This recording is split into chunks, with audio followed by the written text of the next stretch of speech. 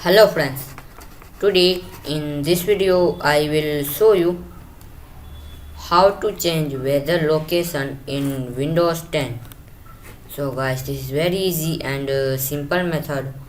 So first you need to click on start.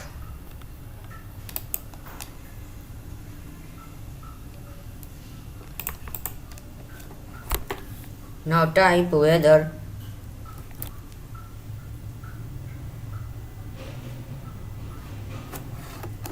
Now open it.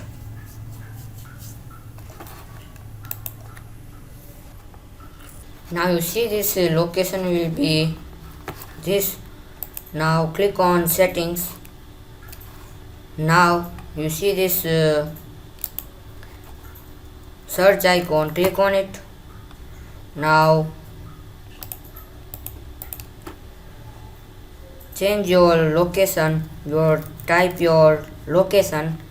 Now you see this is Ada, so click on it. Now click on home.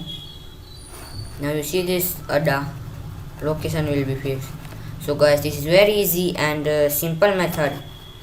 So thanks for watching. Please like, share and subscribe my channel. Please comment this video work for you or not.